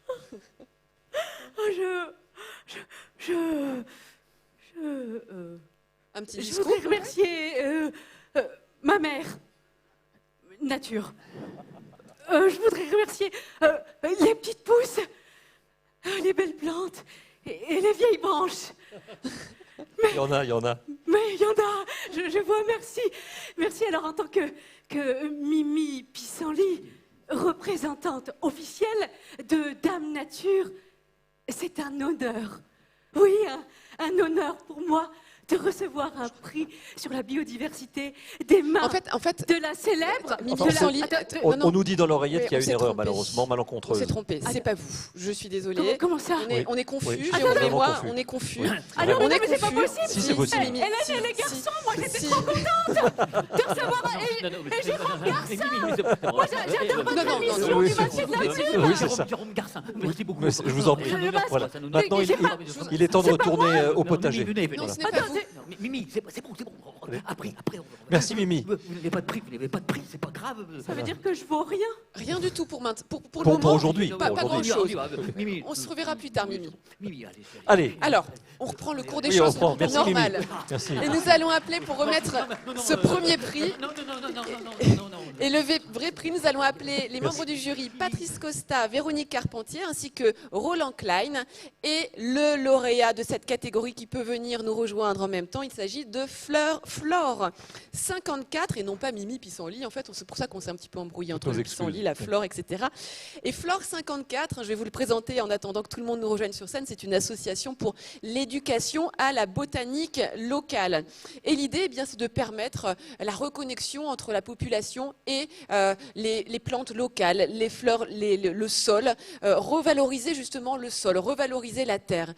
Pourquoi avez-vous choisi ce projet-là, tout particulièrement, cher jury? Madame, monsieur, membre du jury, qui prend la main? Allez-y. Allez, je prends la main. Donc, je citerai 3 forces du projet. Le premier, c'est l'originalité de la thématique. Le projet porte sur la sensibilisation de la biodiversité des sols. Une biodiversité invisible souvent, qui est rendue visible grâce au projet. Une biodiversité dans les sols qui permet de rendre des services écosystémiques. Et donc, voilà, je trouvais que c'était une thématique intéressante à rendre visible. Il y avait aussi le concept de la science participative qui permet d'associer le grand public à la connaissance de cette biodiversité. Et pour conserver, préserver, il faut connaître. Donc, c'était une force du projet. Et bien sûr, les partenariats, parce que tout seul, on va plus vite, mais à plusieurs, on va plus loin. Donc, c'était une force également du projet. Patrice, quelques mots pour Flore 54 que nous honorons ce soir. Ah oui, je connais bien Flore 54, puisque Flore 54, bon, un petit rappel en arrière. Je me souviens à l'époque, avec Jean-Marie Pelt et Daniel Béguin, qui est un peu le régional de l'étape, qui était conseiller régional, on avait créé, enfin à l'époque là, on avait créé Flore Lorraine. Et en fait, Flore Lorraine a disparu, et c'est Flore 54 qui a pris un petit peu le relais sur le département de la Meurthe-et-Moselle. Alors Reynald Rigolo n'est pas là, je sais que je le connais bien, mais bon, là, sans trame brune, pas de trame verte. Donc déjà l'idée de faire cette démarche, cette initiative de sciences participatives entre l'Axou et l'Udre pour montrer un petit peu la richesse des sols, ce gisement de biodiversité qui est un sol, je trouve ça très intéressant, surtout que les sols sont menacés par l'artificialisation, etc. Je ne vais pas entrer là-dedans. Mais je voudrais revenir juste sur une chose. C'est que Flore 54, tout son combat, son dernier combat, c'était sur la protection du massif de haies. Ce poumon vert de l'agglomération ancienne de 11 000 hectares, sans eux, sans cette association, sans cette fédération associative, je ne crois pas qu'on serait arrivé en 2018 de classer cette forêt en forêt de protection, c'est-à-dire maintenant intouchable. Et ça, je trouve ça absolument remarquable. Et même Jean-Marie Pelt me l'avait dit à l'époque, bien avant son décès en 2015, il disait que le travail qu'il faisait pour protéger cette forêt était absolument exceptionnel. Donc, bravo, bravo, merci, bravo. Bravo. Merci à vous d'avoir aussi bien mis en avant le travail de Flore 54. Je vous laisse remettre le prix et puis faire la petite photo tous ensemble pour ce prix. Bravo aux représentants de... C'est Roland qui remet le prix, Roland Klein, mais bon, c'est la famille. Vous ne vous en voudrez pas, Roland. Non, Monsieur le Président, non. Et le chèque, alors, parce qu'il y a un chèque. Dans ces cas-là, Roland va mettre le chèque. Voilà. Très bien. Voilà. Et mettez-vous, avancez-vous. Bravo un petit donc peu pour Flore 54, premier trophée de la biodiversité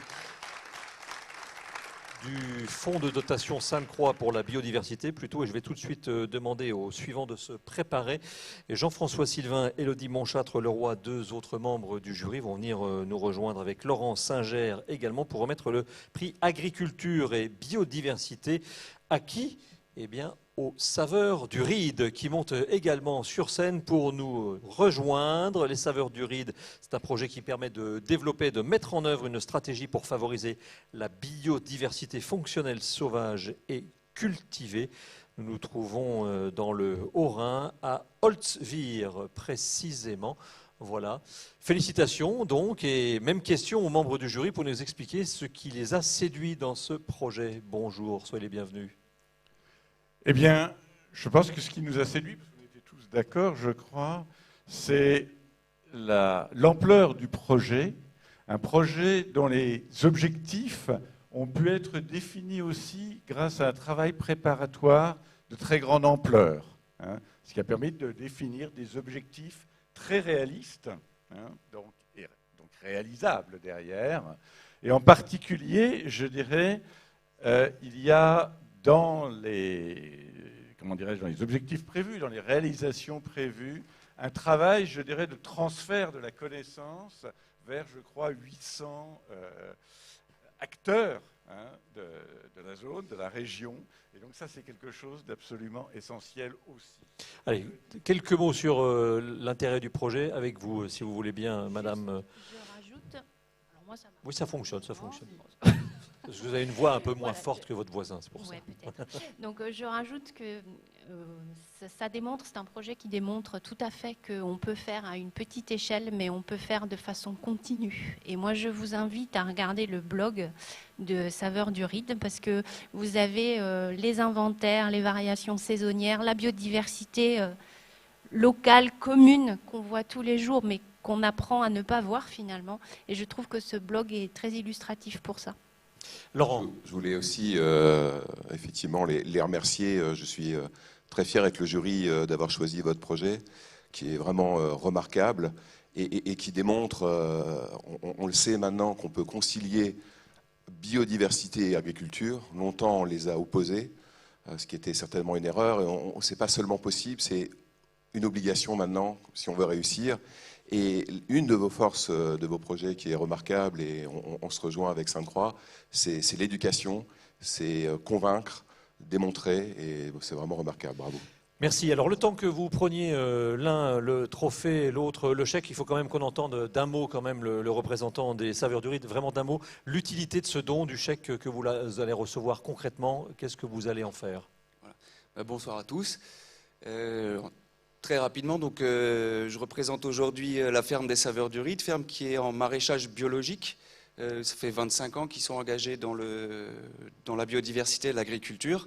Et ça fait seulement 2 ans que Marc et Sophie Zwickert, gérants de la ferme des Saveurs du Ride, tendent à mettre la thématique agriculture et biodiversité en avant. Voilà.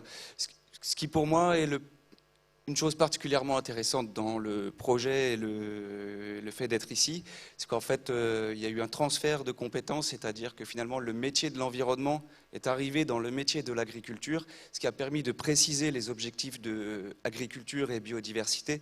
Et en effet, c'est passé par un travail préparatoire qui a consisté à lister plusieurs objectifs opérationnels à long terme, à court terme, etc. Aujourd'hui, des objectifs pour 2021, on en a 11. On en avait 11. On en a rempli plusieurs. Et un des objectifs fondamentaux du projet, c'est d'inviter nos clients et plus largement le grand public à venir participer à des ateliers concrets sur l'agriculture et la biodiversité. Cette année, on va en faire 3 des ateliers. On a déjà réalisé un qui est finalement un atelier d'entrée. C'est la réalisation de nichoirs à oiseaux dans notre verger. Donc, on a appris à des gens à utiliser une perceuse, une visseuse, Magnifique. etc. Le deuxième, c'était réaliser des fenêtres à alouettes dans nos champs de céréales. Vous chercherez un petit peu, ça consiste en gros à favoriser l'alouette dans les cultures de blé, orge, seigle, etc. Et le troisième qui va venir là en novembre, qui va être annoncé très bientôt, c'est la restauration d'un milieu pour le vanneau huppé, certainement l'espèce la plus emblématique et la plus menacée qu'on a dans notre territoire. Voilà. Merci beaucoup. Merci aux Saveurs du Ride. Félicitations pour toutes ces actions. Voilà, nous vous remettons le chèque et le trophée. Évidemment, mettez-vous face au photographe pour immortaliser ce moment. Hélène. Et pour le 3e trophée qui correspond au trophée des jeunes publics, Sainte-Croix Biodiversité et Jeunes Publics, je demande à Dominique Hennequin, Yves Pacalet et Alain Marty de se préparer à nous rejoindre sur scène, ainsi que du lauréat. Il s'agit des goûts des herbes folles. Et je vais vous dévoiler un petit peu plus le projet. Alors, le goût des herbes folles qui est à Metz, en Moselle. Et c'est la volonté de cette association, eh bien, c'est d'éveiller en fait le jeune public à la connaissance des herbes, des plantes qui les entourent. À leur donner envie d'en savoir plus et puis peut-être aussi de lever parfois le voile sur des idées reçues qu'il pourrait avoir sur les plantes qu'il voit quotidiennement. Bonjour à tous. Alors, Dominique, ce projet, le goût des herbes folles, pourquoi a-t-il retenu l'attention du jury ? Eh bien, d'abord, je pense qu'il y avait beaucoup de candidats très intéressants. On voit qu'il y a beaucoup d'écoles qui font beaucoup d'initiatives aujourd'hui, et c'est assez formidable. Donc, pourquoi celui-là plutôt qu'un autre ? Peut-être parce que, justement, il fait découvrir les plantes. On pense souvent aux grands mammifères quand on pense à la nature, on pense aux oiseaux. Mais là, pour le coup, les enfants sont initiés vraiment à la découverte des plantes. Et je pense que ce projet était très original, et c'est ce qui a retenu, en tous les cas, mon vote. Yves, vous partagez aussi ce sentiment ? J'ai toujours aimé les herbes folles depuis que je suis enfant. Je considère aussi que la biodiversité, certes, elle est indispensable pour continuer la grande aventure de la vie sur la Terre. Sans biodiversité, les espèces qui resteraient disparaîtraient rapidement. On a besoin de tout le monde et tout le monde a besoin de tout le monde. Mais la poésie et les légendes, la culture qui sont liées à la biodiversité forment l'humanité.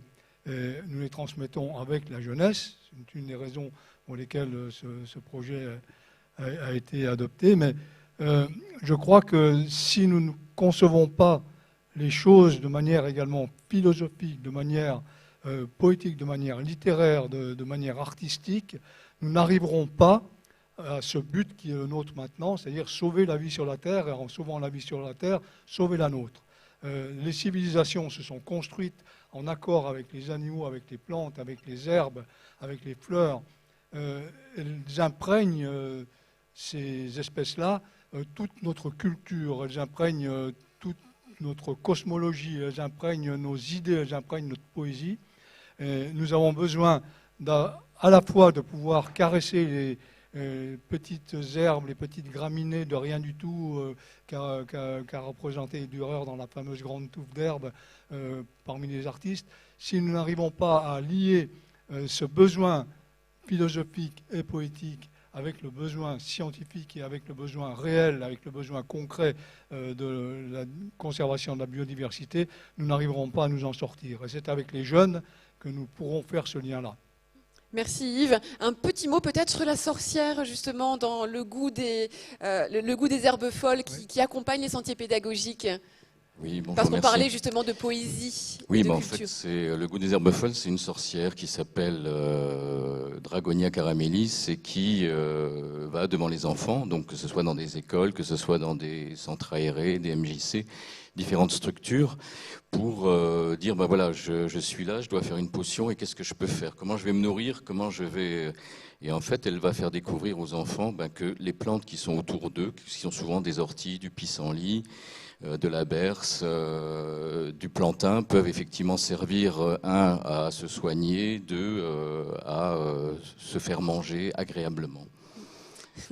Merci beaucoup. Monsieur Marty, je vous laisse remettre le trophée au goût des herbes folles et puis les membres du jury vont remettre le chèque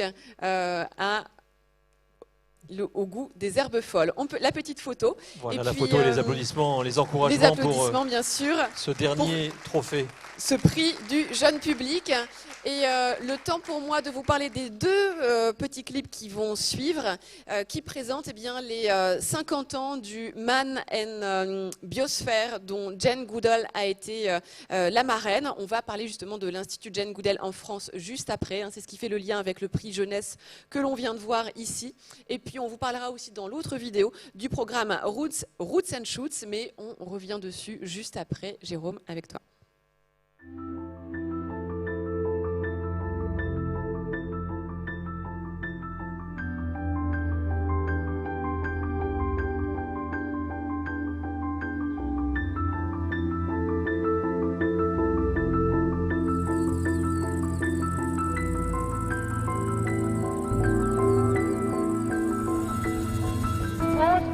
In the minds of men. It is in the minds of men that the defences of peace must be constructed.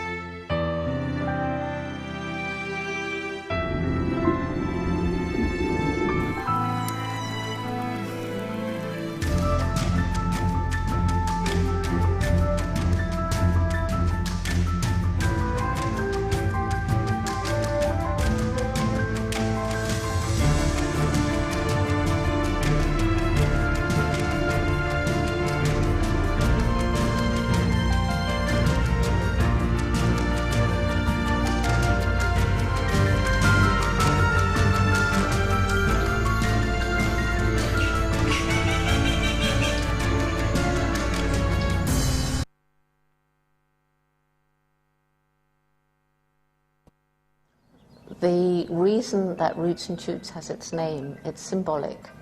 So I always ask people to imagine their favorite big tree and then to think about how that tree began.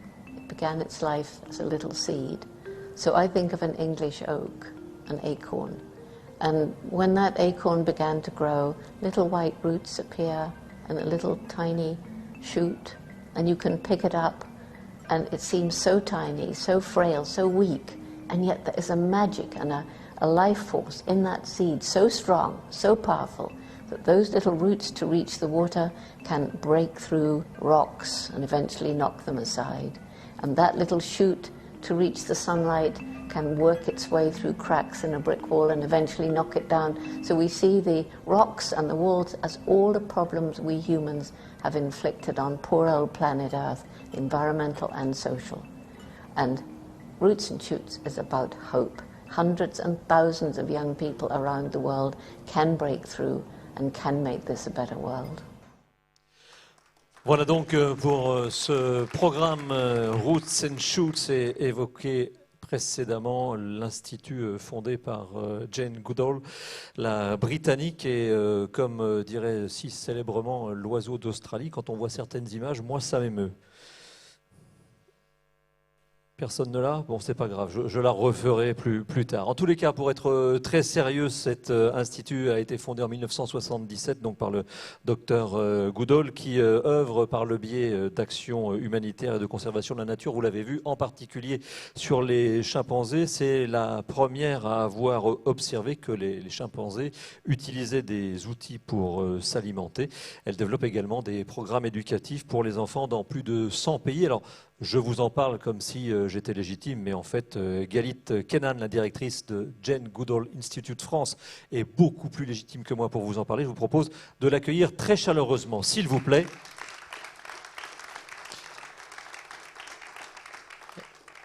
Et nous ne parlerons pas de l'Institut dans sa globalité, mais de ce programme que nous venons de voir avec cette deuxième vidéo qui est très marquante, hein, très symbolique. Voilà, cette petite chose qui tombe sur le sol et qui ensuite peut donner naissance à quelque chose de magnifique. Et ce programme s'appelle Roots and Shoots. Alors, quel est-il? Que fait-il ce programme? Merci beaucoup. Roots and Shoots, donc des racines et des bourgeons, a vraiment vocation d'accompagner les jeunes qui ont envie de changer le monde, qui ont envie d'agir pour les hommes, les autres animaux et la nature. Et c'est ce qu'ont fait les 6 merveilleux projets qu'on va découvrir ensemble. C'est des projets qui sont menés par des jeunes dans des structures géniales et j'espère que vous allez les recevoir extrêmement chaleureusement. Évidemment. Parce qu'ils sont merveilleux. Alors, je vais les appeler, ces 6 projets, ces 6 porteurs de projets. Retenez bien l'ordre dans lequel je vous appelle pour vous mettre dans l'ordre sur scène parce qu'ensuite, on va dérouler les diapositives en fonction de cet ordre. Donc, numéro 1, Terrasol d'avenir qui viendra juste vers moi. Ensuite, Atelier Muse, vous pouvez nous rejoindre. L'écomusée d'Alsace, l'école Jean Monnet II, l'école élémentaire Paul Langevin, et l'école Bistroff. Et je vous demande de... Allez-y, rentrez, et mettez-vous vraiment dans l'ordre. Terrasol d'avenir, Atelier Muse, Écomusée d'Alsace, École Jean Monnet II, École élémentaire Paul Langevin et École Bistroff. Donc Galit Kenan, vous remettez les prix à chacun de ces lauréats. Est-ce qu'on peut avoir quelques mots de chacun d'entre vous, vraiment quelques mots parce que vous êtes nombreux. Vous êtes bien dans l'ordre? Est-ce que vous êtes bien dans l'ordre? Oui. Approchez-vous, décalez-vous. Voilà, on prend toute la scène, on n'hésite pas. Premier, c'est Terrasol d'avenir. Terrasol d'avenir. Quelques mots sur votre projet. Eh ben, écoutez, c'est un projet qui est vraiment le trait d'union avec tout ce qu'on a entendu aujourd'hui, puisque en fait, il s'agit de préserver les sols qui sont vraiment essentiels pour tout ce qu'on a, encore une fois, tous les projets que vous avez récompensés. Et puis on s'est dit qu'avec tous les messages un peu catastrophistes qu'il y a, parce que ces sols sont malmenés, nous on avait envie d'apporter du message positif et surtout de nous adresser aux jeunes à travers un jeu, en leur permettant avec ce jeu pédagogique de comprendre tous les bénéfices que nous apporte ce sol qui nous nourrit et qui nous fait vivre, évidemment à eux, à leurs professeurs. Et en fait, ce jeu sera distribué gratuitement à tous les établissements scolaires, y compris dans l'enseignement agricole d'ailleurs, qui en feront la demande. Et on vous remercie bien sincèrement. Merci, bravo. Très beau projet, bravo à vous. L'Atelier Muse. L'Atelier Muse. Ah, vous n'êtes pas rangé dans l'ordre, monsieur. Je ne savais pas où me placer. Je vous en prie, présentez en quelques mots l'atelier. En tout cas, merci d'avoir mis en avant le projet. Je suis très content en fait de vous annoncer que le projet a pu être réalisé et lancé comme il a été imaginé. Alors, il consiste à un spectacle pour enfants qui est axé sur la préservation de l'environnement, la beauté de la nature, et vous soulignez tout à l'heure la Moselle. Sachez que cette histoire se passe en Moselle et j'insiste bien dessus. Et évidemment l'écologie. Et donc malheureusement, suite à un rêve complètement apocalyptique et un cauchemar qui transforme la nature en dépotoir, eh bien, il y a un petit robot qui s'appelle Scott qui tombe sur scène, venu d'une autre planète.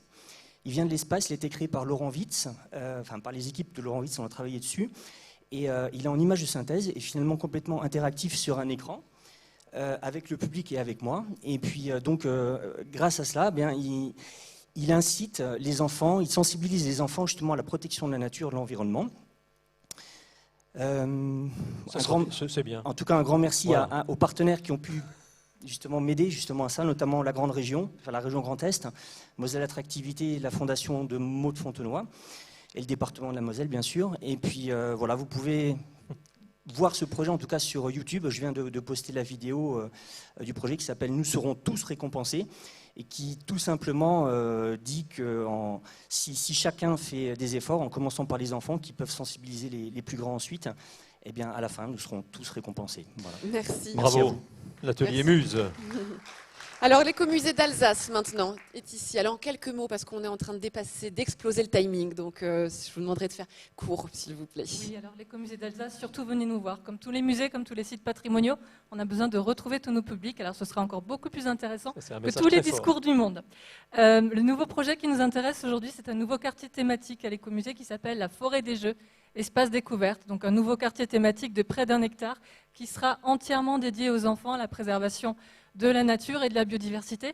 Pourquoi ? Parce que l'écomusée d'Alsace est un site résilient, avec une biodiversité remarquable de plus de 4600 espèces vivantes inventoriées à ce jour. Donc au-delà de la préservation des patrimoines matériels et immatériels, qui est en général l'aspect de l'écomusée le plus connu, il y a aussi eu, depuis plus de 35 ans, ce travail acharné pour préserver cette biodiversité remarquable. Je remercie tous nos partenaires, et notamment l'ACEF avec Madame Risser et Monsieur Maldonado qui doivent se trouver dans la salle. Voilà. Merci. Bravo à l'écomusée d'Alsace. L'école Jean Monnet 2, maintenant. Je vous laisse nous présenter rapidement quelle est... Bonsoir. Donc, merci de me recevoir tout près du temple de la biodiversité à l'échelon régional. Donc, je représente l'école Jean Monnet de Bassam, près de Thionville. Nous sommes labellisés éco-école depuis 2 années. La première année sur les déchets, la deuxième année sur la biodiversité. Nous avons mis en place un beau jardin type permaculture avec les élèves. Je remercie la citoyenne qui nous l'a prêté et l'association locale qui nous a bien épaulés, la mairie et des parents également.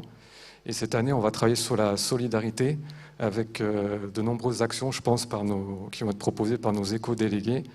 Et un gros projet avec l'EHPAD, les 2 écoles, la mairie, l'ALPO, l'association Apicool, pour planter un mini-verger, une ELPO et un bel espace favorable aux pollinisateurs. Le collectif, toujours. Merci beaucoup. L'école Jean Monnet 2. Donc, moi, j'ai cru entendre l'association L'Apicole, mais non, c'est l'Apicool, on est d'accord. Parce qu'on approche du cocktail, c'est pour ça. On passera un micro à l'école élémentaire Paul Langevin, cette fois-ci.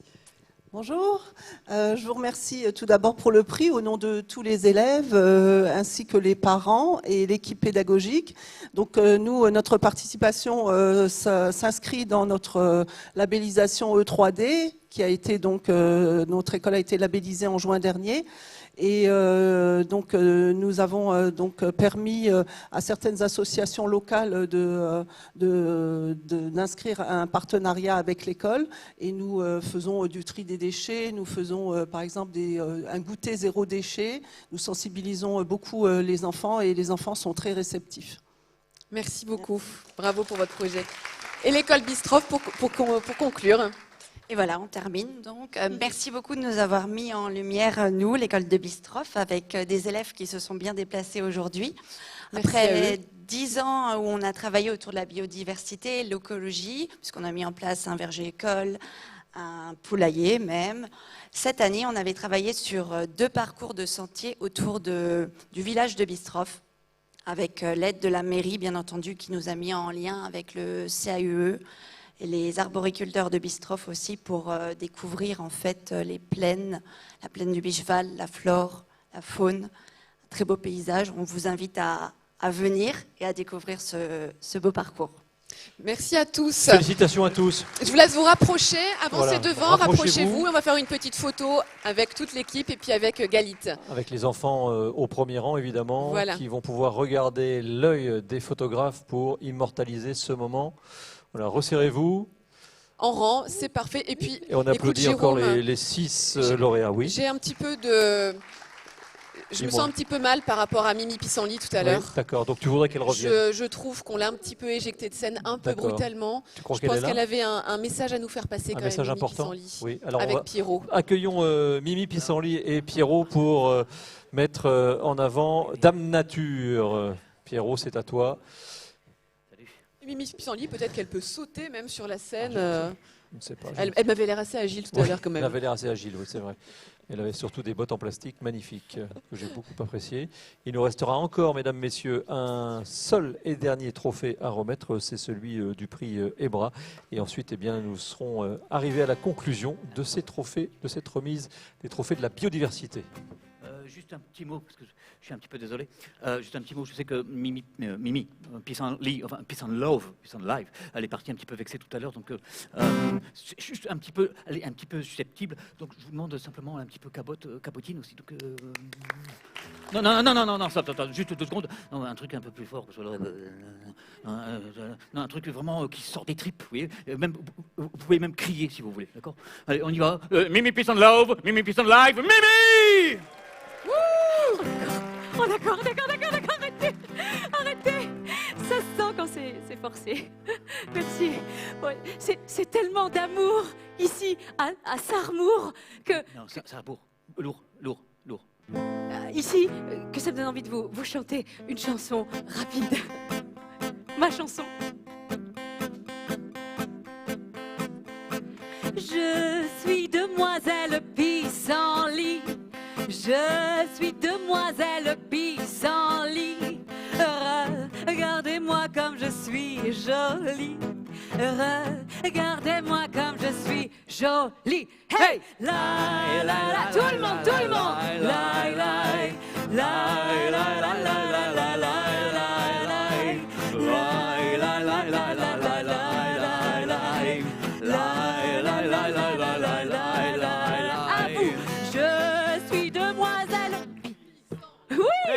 Je suis demoiselle. Oui. Regardez-moi comme je suis. Regardez-moi comme je suis. Hey! La la la la la la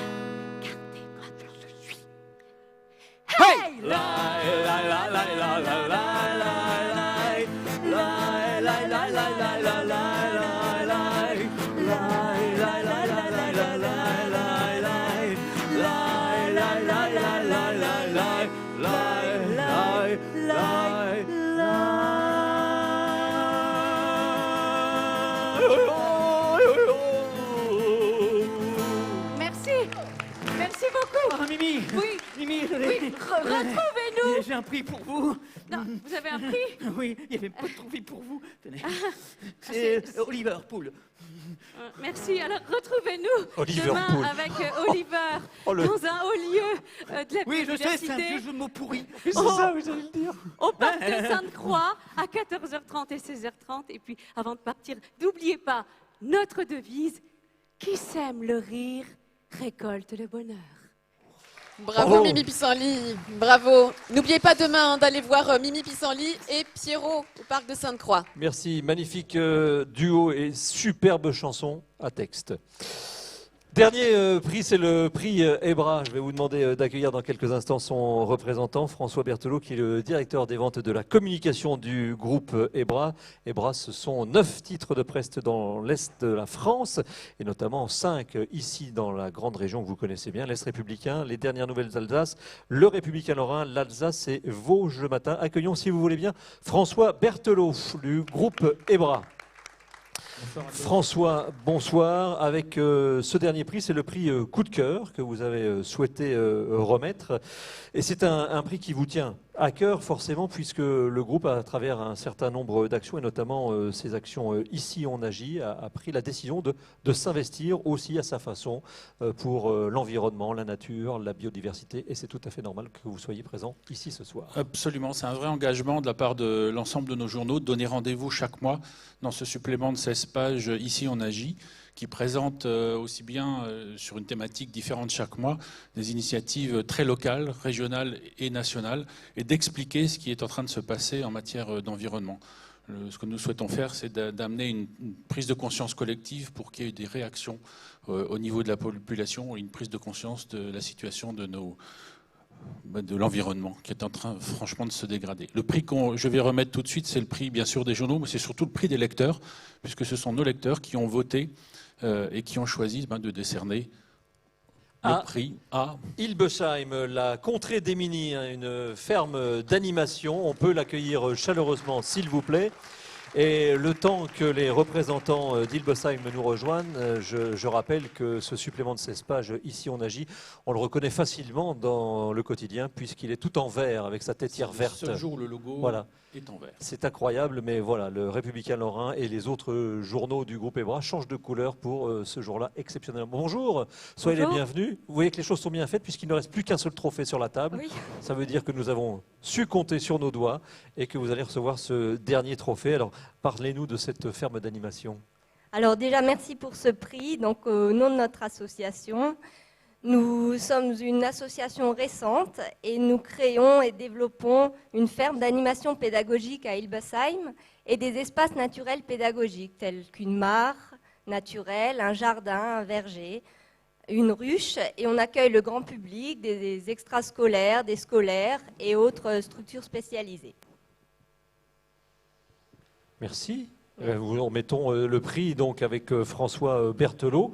Vous recevez beaucoup de public régulièrement et c'est votre engagement qui a été salué par le prix des lecteurs du groupe EBRA dont François Berthelot est le représentant. Voilà. C'est la fin déjà de cette affaire. Enfin, quand je dis déjà, je pense à Roland Klein, évidemment, non, je plaisante. C'est la fin des trophées, de la remise de ces seconds trophées de la. Viens avec moi, Jérôme, pour terminer cette magnifique cérémonie de remise des prix où on a eu vraiment une belle représentation, je trouve, de tout ce qui peut se faire au sein de la région. Moi, je retiens vraiment tous les écosystèmes dont on a parlé. On a parlé de forêt, on a parlé de fleuves, on a parlé de marée, on a parlé du sol, on a parlé de vergers, de potagers. Je crois que vraiment, on a une très belle diversité de tous ces écosystèmes dans lesquels il est extrêmement important de sauvegarder notre biodiversité. Alors vous avez vu aussi, j'imagine, ils ne vous sont pas passés inaperçus, ce sont les fameux trophées qui ont disparu, qui ont été remis à tous les lauréats, de magnifiques trophées qui ont été réalisés par la filière verrerie, par les lycéens de la filière verrerie et leur enseignant du lycée pro Dominique Labroise. On peut les applaudir parce que essayez de regarder, si vous ne les avez pas eu entre les mains, regardez-les. Tout est dans le détail, c'est extrêmement magnifique et je pense qu'ils illustrent parfaitement bien la biodiversité. Alors, on vous donne un rendez-vous pour la prochaine édition des entretiens de la biodiversité. Nous vous communiquerons les dates ultérieurement. On vous donne rendez-vous plus à court terme demain, effectivement, au sein du parc de Sainte-Croix.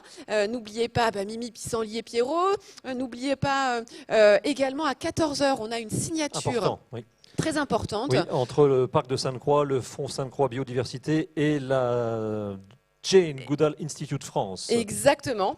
Et puis, je vous laisse découvrir, pour terminer, en vidéo, un petit clip, clip générique qui reprend. Terminer, qui montre que la région et la Moselle Sud est magnifique. Mais d'abord, je voudrais remercier Hélène Gâteau pour sa participation, être venue parmi nous cet après-midi ici à Sarrebourg. On peut l'accueillir chaleureusement, la remercier, et puis surtout, c'est important.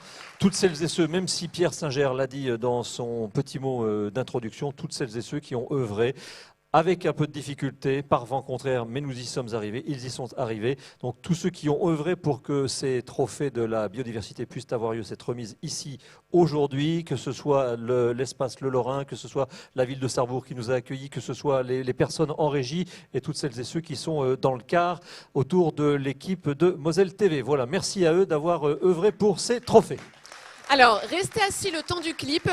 Les au revoir ne se terminent jamais. J'aurai autre chose à vous dire juste après ce clip qui vous présente la réserve biosphère mondiale de l'UNESCO qui représente ici le territoire dont on a parlé tout à l'heure.